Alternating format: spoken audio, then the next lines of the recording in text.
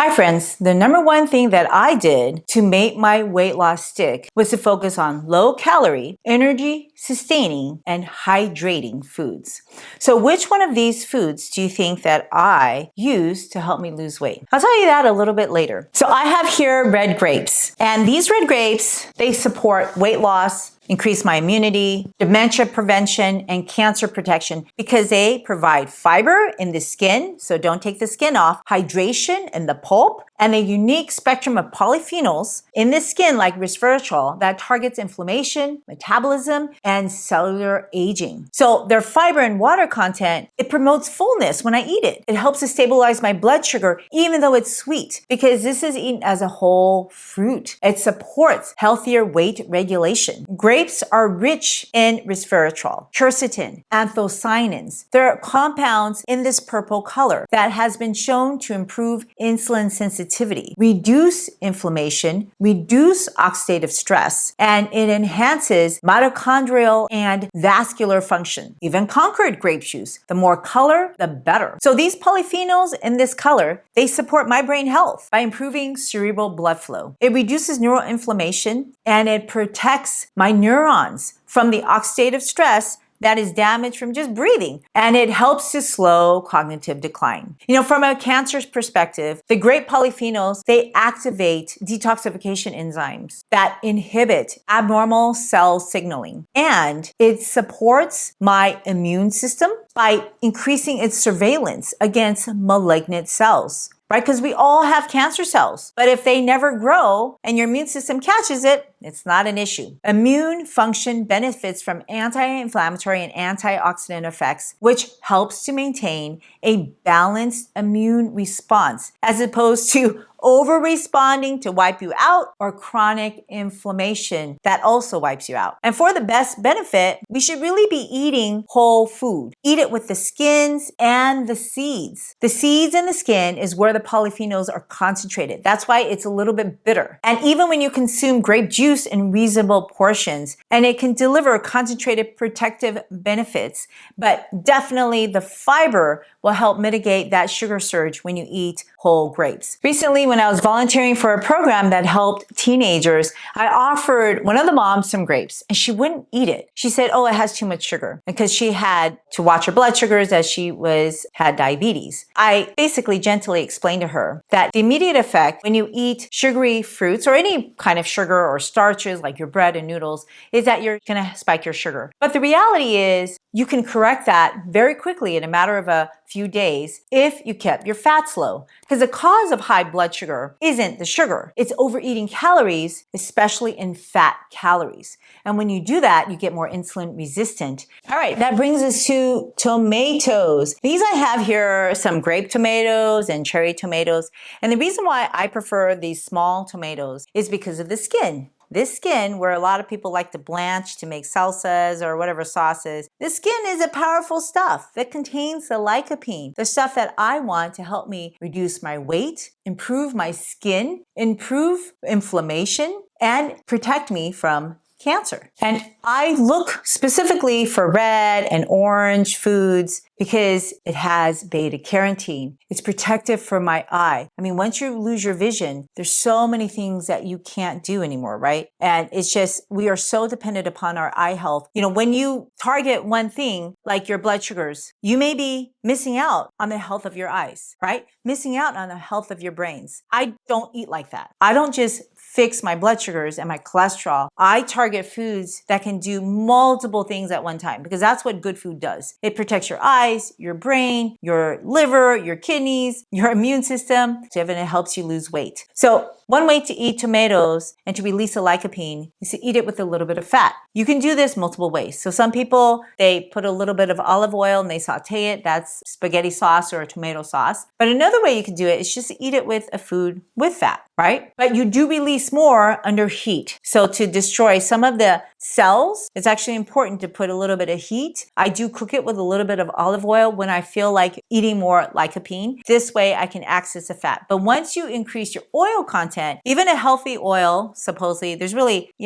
shades of healthy, right? But when you overdo any of it, and it's very easy to overdo cooking oil, even if you think it's healthy, no matter what cooking oil or fat you're using, you can easily mess up your metabolism because that oil, even olive oil, has saturated fat. And when that saturated fat gets into your muscle, it reduces your ability to process blood sugars. So that's why you can't be putting gobs of cooking oil in your baked goods, even though you think it's a healthier oil, because you're simply overeating calories, right? And to mitigate that, don't hide your food in baked goods. Show all your ingredients. Make sure you can see what you're eating, because when you see what you're eating, then you can gauge how much you're eating. But when you eat baked goods, refined products that are hidden, whether it's manipulating starch or manipulating protein like meats, and you make it into a jerky or you make it into a bread or a pastry, you're hiding a lot of stuff in it that's probably unhealthy for your health, right? When we talk about refined white flour, they hide fat, they had salt, they had artificial flavors and other artificial ingredients, and sugar, which is all natural. But sucrose or whatever sugar you pick,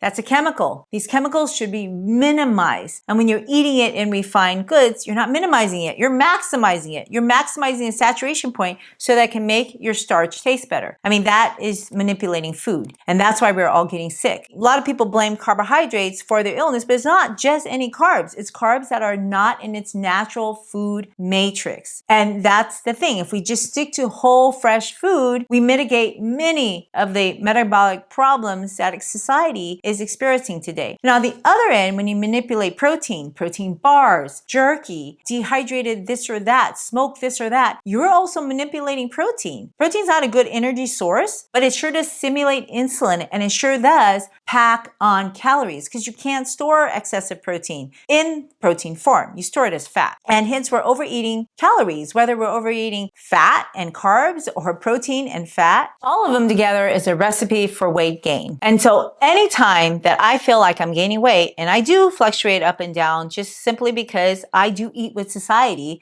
right? I eat sometimes with my family and they don't necessarily eat what I eat. I will gain some weight. And when that happens, I go right back to the number one thing that helped me to lose weight and keep it off. And that's eating whole, fresh foods full of hydration, full of fiber, full of nutrients. They're packed with antioxidants and they're anti-inflammatory to protect my metabolism. So when you focus your food on low calorie, high fiber foods, you basically eat less because it causes satiety. So when you're full, you simply eat less. And this is why when you add these foods in your diet, so iceberg lettuce is not a high fiber food. So your normal salad is not going to increase your satiety, unlike eating broccoli or kale or collard greens. Those things have more fiber. And that is also why it's beneficial to start with leafy greens and cruciferous vegetables with every meal to help you sustain your weight. So whenever I gain more weight, I turn to my leafy greens to make sure that I'm eating simply less food. And I discovered this when I was a kid because, back in those days, I didn't have the internet. I didn't have anybody to talk to. I was simply a kid and I wanted to eat. I was hungry. So instead of eating the junk food that was making me gain weight, my mom had like Costco portions of junk food at home. Literally, my friend said, your house looks like Costco when they would come. And on the other side of it, she had a plethora of fruits and vegetables for me to choose from. She didn't make me eat them. She would encourage me to eat them, but she never made me eat them. But one day I decided, if that side of the house was going to make me gain weight, I'm going to try foods on this side of the house that I really could get myself to enjoy eating more. So I started with getting vegetables from the refrigerator that she had, and I would make myself salads, and I would just eat a full plate of salad, and then I would love fruit, so I would eat lots of fruit. And then I realized I started losing weight. So over that summer, I lost 10 pounds. And from then on, because I experienced it, it wasn't theoretical. So if you just do that for a couple of weeks, you'll experience this, right? Even a week, you'll feel better. You'll have less weight. If you just packed your diet with more fruits and vegetables with every meal, from breakfast to lunch to dinner and your snacks, you eat that first before you eat your other stuff, you will experience what I experienced, a transformation transformative experience to help me lose weight, feel better, protect my heart, protect my brain, protect my immune system so that I get less colds, I reduce my risk of cancer, etc., right? Like I mentioned, I ate a lot of fruit because I have a sweet tooth. I used to sell chocolate. I would eat all the chocolate myself. Like literally, I would just go through that box. And a box of chocolate before was like 50 cents when we sold it. And hopefully schools don't let kids sell chocolate anymore because they become their biggest customers. So I knew I had a sweet palate and I knew I needed that taste. You know how many grapes I can eat? You can't eat that many grapes. If I eat this, I'll be full. Not only will I be full, but because these are organic, fresh grapes, the skin will have like a bitter taste to my tongue. And over time, the tongue will feel, a little off, a little bit raw when I know I've eaten too many grapes. So that just simply stops me from eating the grapes. As opposed to when you eat a bag of Doritos or Cheetos, there's no end to it. You just eat and eat and eat, right? And then after you eat, you're hungry for more because it's not full of fiber. It's not hydrated. They don't have any polyphenols or antioxidants to help you. And that's why eating dried, baked foods, you tend to get more calories and you tend to gain more weight. And then this is how I've sustained my weight loss, by focusing on foods that are high in hydration, high in fiber, high in antioxidants, in vitamins and minerals, in sulforaphanes to support my detox activity. All these satisfy my palate and at the same time fuel my body to feel good every day. That parent who wouldn't eat grapes didn't realize that she was actually killing her mitochondria, her metabolism, by eating too many calories in other forms, high calorie dense foods, making her overeat, over collecting fat, not just visceral fat in your gut, but fat that goes in your muscles. And when you get fat in your muscles, because fat's not supposed to be in your muscles, that inhibits your body to metabolize your sugar, right? So if you can get that fat out, and you can do that by many ways, you can basically reduce your calories. So you can calorie count. Who wants to do that, right? I calorie count by eating low calorie food. So it's already in my diet. Or number two, you can go on a restrictive diet, not eat any carbohydrates. If you don't eat carbohydrates, you never see the symptom. That's what that does. So a low carb diet or a ketogenic diet, you don't eat carbs, so you never see the symptom, even though you're getting more saturated fat in your muscles. And once you eat something with carbs like this grape, your blood sugars are going to skyrocket. And you know it's true. You can prove it to yourself. If you've been on a low carb diet, go eat something with sugar and you're not going to be able to tolerate it. So if you avoid the sugar, you won't see it, but that doesn't mean you don't have saturated fat inside your muscle cells, causing you to be metabolically intolerant to glucose. Your body normally should be able to eat what you grew up with, right? Like grapes, nature's foods, food that are created to propel us. And when you avoid grapes,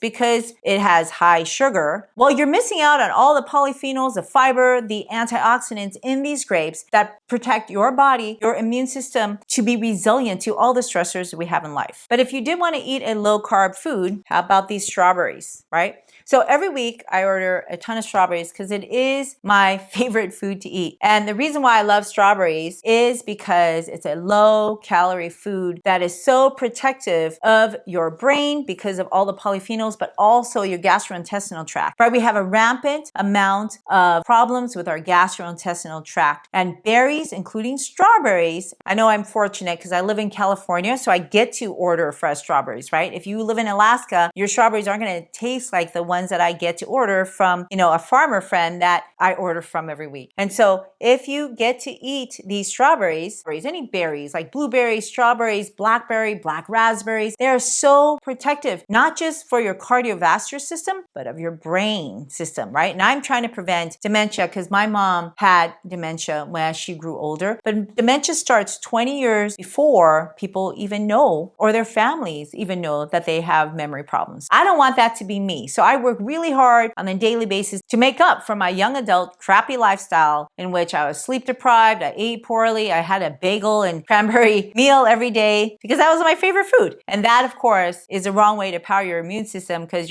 those cranberries are full of sugar. That's why they taste so good. And that bagel is another form of sugar, right? High sugar because starch gets converted directly into sugar, right? So you would do better if you ate like a whole grain grain bagel as opposed to a refined white flour bagel. And my favorite was cinnamon raisin. No amount of cinnamon or that raisin is going to make up for all that starch if that's your diet every day. I want to explain why I have this display of fruits and vegetables. And it looks almost ridiculous, right? But actually, this is what I eat on a weekly basis. And I don't just eat these foods. I eat many other foods to optimize diversity, optimize nutrition, lower my inflammation, get my fiber count, lower my blood sugars, improve my mitochondrial function, make sure I have regular bowel movements, support my brain to reduce my risk of dementia, power my cells, especially my immune cells, to protect me from cancer, power my heart system to support not just my heart, but my blood vessels, the cardiovascular system, and to make me feel satisfied. The number one reason people give up on weight loss is because they're unsatisfied with their diet. So I figured out a way to make sure that my palate is satisfied at a very young age, before the internet, before reading any journal articles, before majoring in biochemistry or going to medical school. And that was all because my mom had a plethora of fruits and vegetables that she grew from our backyard. But in addition to that, she also went out of her way to buy the tastiest fruits and vegetables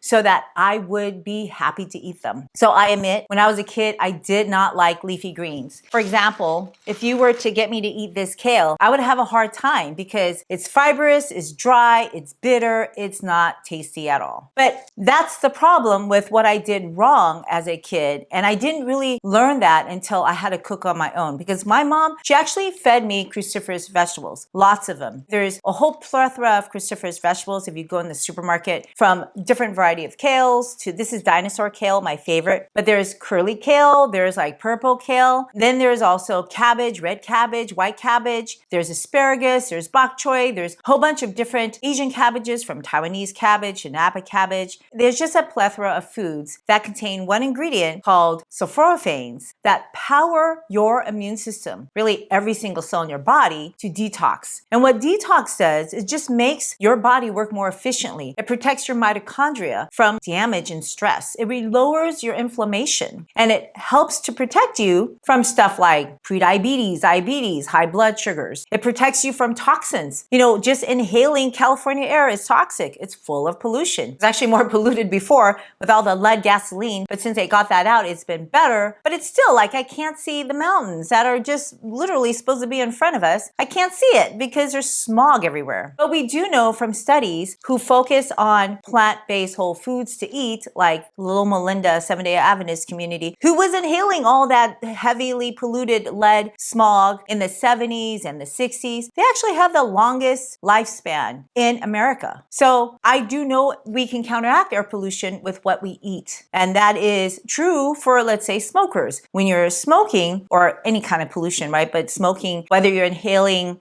burnt nicotine or burnt marijuana, you're going to be inhaling all those carcinogenic toxins. And as a result, your body will require more antitoxins, right? And glutathione is one way to power your system to detoxify faster, because you have that in you. And sulforaphane supports the glutathione redox system. And in order to get the max amount of sulforaphanes, you actually have to pre-chop your kale. What I do is I blend it for my family. I pre-chop it or I blend it. And when you blend it, it's, into a shake that it's kind of like pre-chopped before they eat it. And what happens if you pre-chop the kales is that it releases the myrosinase, an enzyme that converts the glucosinoates into sulforaphanes to then power your glutathione redox system. So that's why it's important to pre-chop all your cruciferous vegetables before you actually eat it, because the conversion is stopped when you cook it. You kill the myrosinase enzymes. Now, an easy hack is to add a little bit of mustard powder, because the mustard seeds have myrosinase, to then convert your glucosinolates into sulforaphanes. Hi, friends. I am so thrilled that you want to take charge of your health and take charge of your food. Now, I know nutrition can be complex, but it doesn't have to be. And I'm here to support you in this lifelong journey. So if you point your camera app to this QR code, it'll take you to a link for a free handout that I created just for you.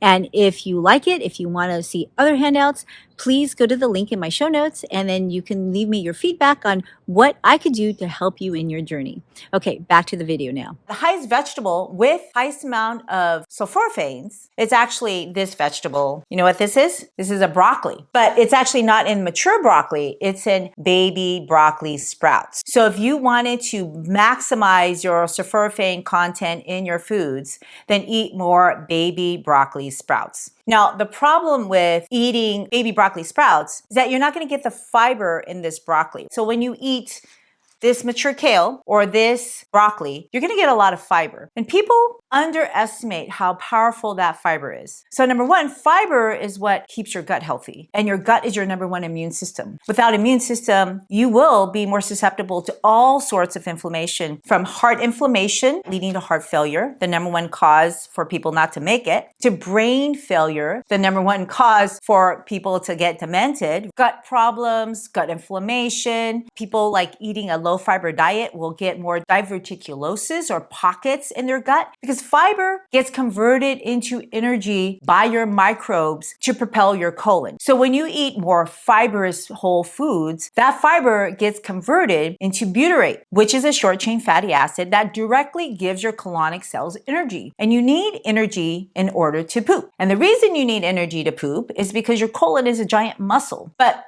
a muscle that doesn't move is kind of like a balloon. A balloon that doesn't move, it just kind of lays there and it just floats away. It does whatever your body wants to do, which is not do anything. And so in order to give your muscles energy, you have to exercise it. And to exercise it, to make your colon stronger, you're going to have to poop. So everybody's focused on their biceps and their triceps and they look all lean, super chunky in a sense of muscle mass. But inside they can't poop. They have no muscle mass for their colon. And when you don't have any muscle mass, you are more susceptible to diverticulosis. It's a relaxed colon that is not pooping properly. And so when you increase your fiber intake in the beginning, you'll poop more. It's not going to be comfortable because you're not used to that. But once you realize pooping more is actually very beneficial to your body, then when you don't poop, it's not going to be comfortable. So I need to have a bowel movement multiple times a day because that's my regular bowel movement. And when you do that, you lower toxins, right? Because when you poop out toxins. So when you don't poop, you collect toxins. You literally reabsorb toxins in your body, right? So if you're going to be eating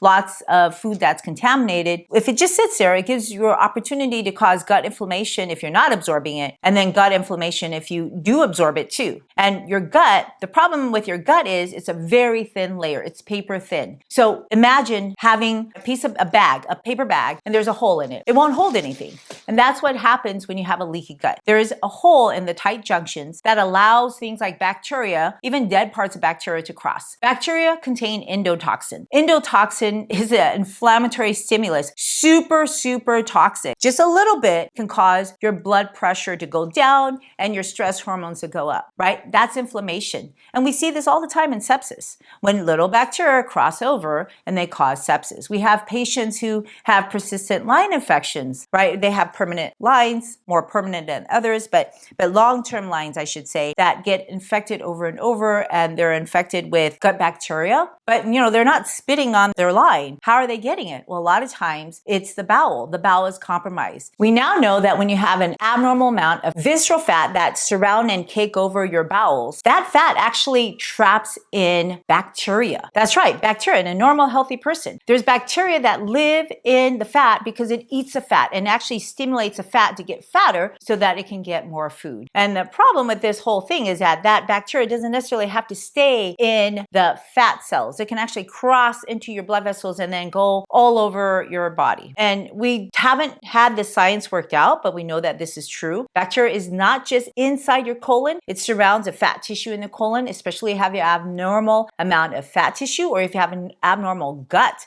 that is leaking these bacteria into that fat tissue. So this is why it's really important to eat a high fiber diet. But you can do that and, just focus and just go get a fiber supplement and you got yourself a high fiber diet. But is that going to give you health? No. Why isn't it going to give you health? Because in this kale, is more than just fiber and sulforaphanes. What this kale have is vitamin A. Have you ever let your leafy green vegetables stay too long in your fridge and it turns yellow, right? That yellow is vitamin A. So it doesn't just have this green color, which is chlorophyll, packed with magnesium, which most people are on magnesium deficient diets. They walk around with not enough magnesium and they don't know it because your body withdraws it from your bones. So you're losing bone mass if you don't get enough magnesium. And in order to get enough magnesium, that requires people to focus on a whole food, leafy green vegetable, as well as a bean diet. So if you're not eating nuts, beans, legumes, and seeds and leafy greens,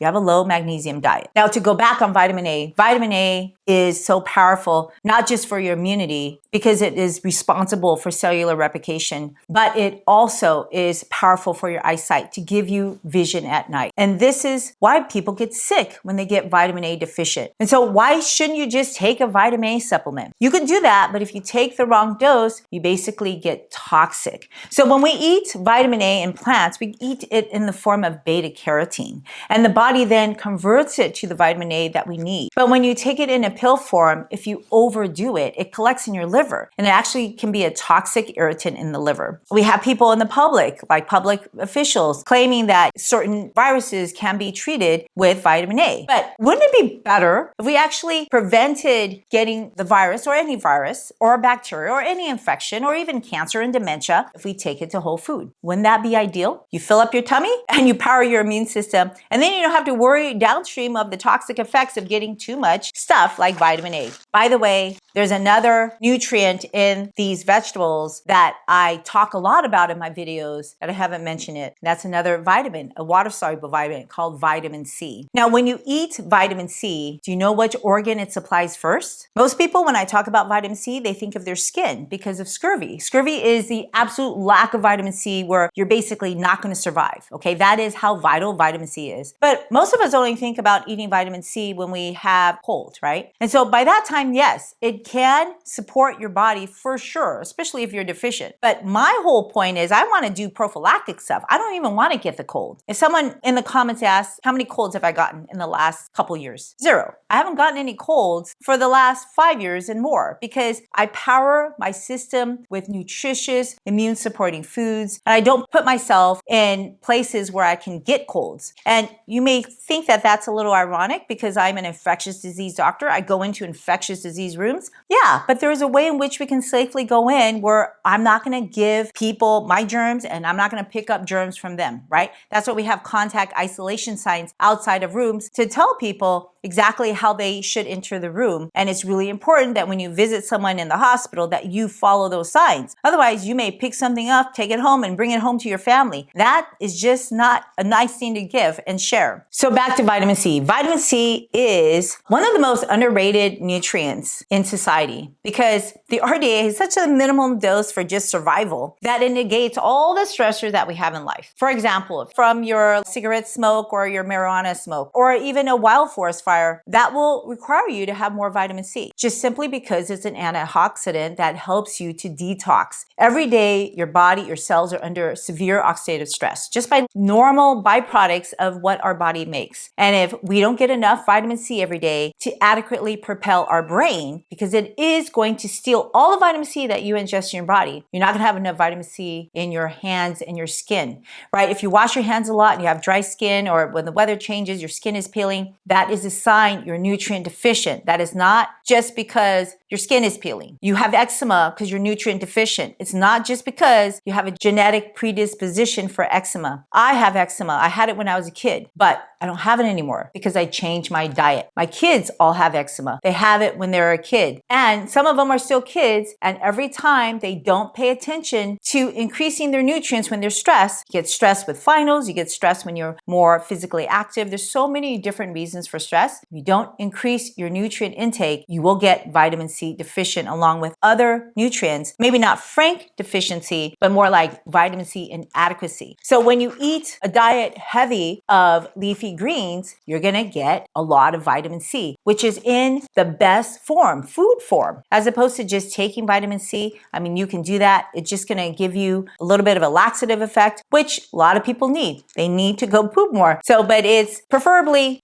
eaten amongst your foods. The next thing I wanted to talk about is nitric oxide. So when we talk about inflammation, our immune system, preventing cancer, preventing dementia, preventing heart disease, it's really important we get enough nitric oxide. Nitric oxide is not a pill that you can take. It doesn't last in your body. Your body has to convert that. And it converts that that when you eat leafy greens, because leafy greens are full of nitrites that get converted into nitric oxide. This is very different than preservative nitrates. Those things we should avoid. Preservative nitrates and nitrites are chemically similar, but they're biologically very different because of the context of which they are delivered, the food matrix, and that determines what they become in the body. So when you eat leafy greens like spinach, arugula, kale, these beet greens, the nitrates come in a package with vitamin C, polyphenols, potassium, magnesium, and antioxidants. And in this environment, nitrates are converted by your bacteria in your mouth into nitrite and then into nitric oxide, a molecule that improves blood flow, lowers blood pressure, supports mitochondrial function, and it enhances exercise as well as your brain perfusion. Now, the antioxidants in plants, they inhibit the formation of harmful nitrosamines during digestion, steering your nitrate metabolism towards beneficial nitric oxide production. Now, preservative nitrates and nitrites, they're used to process meats like bacon and sausage and hot dogs and deli meats that enter your body without this matrix of protective antioxidants and fiber. And they're often consumed alongside heme iron, high heat cooking, and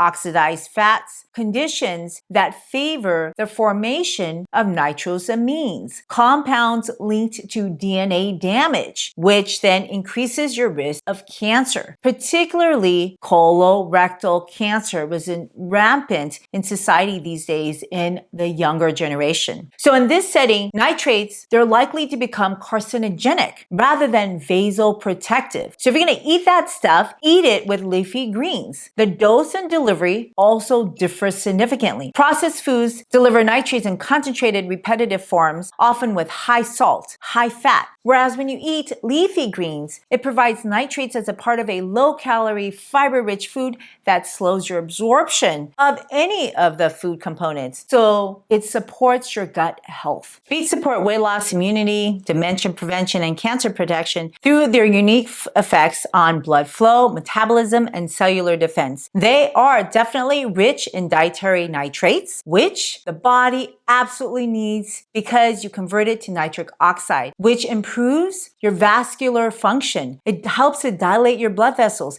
That increases delivery of oxygen everywhere in your body, including your brain and your heart. It helps you to get more insulin sensitive, and it makes physical activity feel easier. This also supports fat metabolism so that you don't gain so much fat. And the fiber in these beet roots, it promotes satiety. It also promotes your gut microbial health to reduce inflammation. The betalains and the polyphenols, it helps to reduce oxidative stress and chronic inflammation, which are key drivers of immune dysregulation, neurodegenerative inflammation, and cancer development. You can improve your cerebral blood flow and your antioxidant defense by eating beet roots. And in fact, it's been linked to helping people get higher cognitive performance. And beets can support your immune surveillance by lowering inflammatory burdens and improving your metabolism. And I just want to remind you that beet greens contain a lot of oxalates, which can contribute to kidney stones. So you don't want to juice these and overconsume them. But they are rich in nitrates in a supplement form. But you're going to miss out on the weight benefits when you dehydrate your food. So while the nitrate molecule itself, it's not inherently harmful, its health effect really depends on its biological context. And that's true for any ingredient. So when we have whole leafy greens, the nitrates support nitric oxide and cardiovascular health and reduces your risk for cancer and dementia. But when you eat purified nitrates used in processed meats, those nitrates are likely to contribute to oxidative stress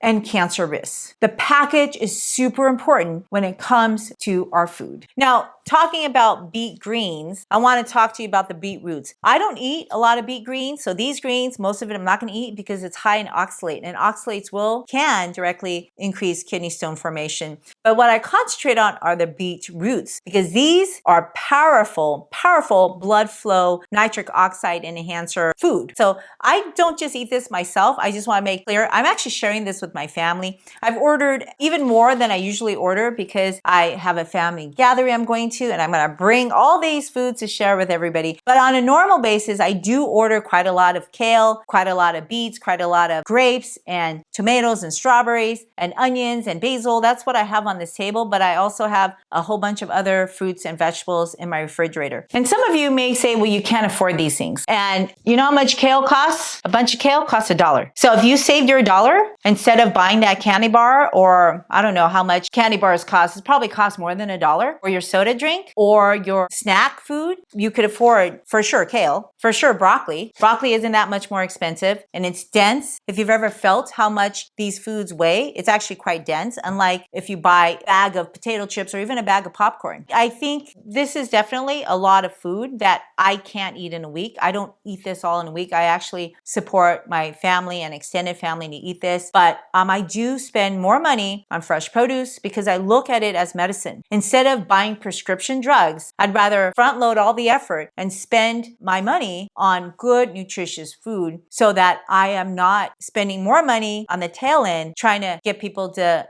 feel better because they're unhealthy. So I try not to eat out, right? When you eat out these days, it's easily $200 for a family. That $200, I could buy plenty of things on this table. And I try not to go to like amusement parks because you easily spend $1,000 in amusement parks from your park tickets alone. That $1,000 could propel my diet for weeks. So I just choose to spend my money differently so that I can afford nutritious food, right? But there's no way I can eat this many grapes. So this is how much I can eat at one setting. I'm probably full. It's probably not healthy to overeat any food either. So I do like to rotate my food. If you want to learn more about those foods, watch the next video.